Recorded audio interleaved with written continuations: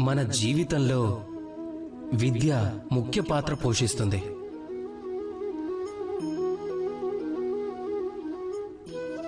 విద్య మనిషి జీవితంలో జీవనం సాగించడానికి ఒక కళను నేర్పిస్తుంది. జీవితం జీవించటం నేర్పిస్తుంది.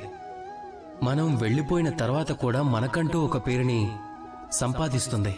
కానీ ఎవరైనా ఎప్పుడైనా ప్రశ్న వేసినప్పుడు నీ జీవితంలో అందరికంటే పెద్ద, అందరికంటే ముఖ్యమైన గురువు ఎవరు అని కొందరు అంటారు అమ్మ అని.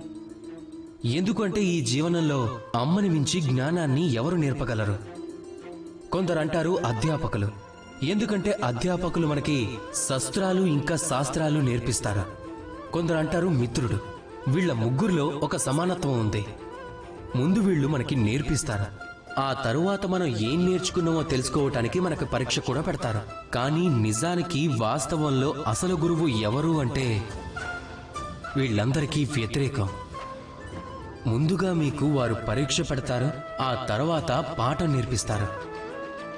అప్పుడప్పుడు పరీక్ష రాస్తూ రాస్తూ మీరు నేర్చేసుకుంటారేమో. ఇదే విద్య, అనుభవం. అందుకోసమే అనుభవాన్ని ఇంకా పాఠాన్ని మీరు వెంట పెట్టుకుంటే మీకు మీ జీవితంలో అసంతృప్తి అనేదే ఉండదు. అందరూ ప్రేమతో ధ్యానించండి. రాధాకృష్ణ.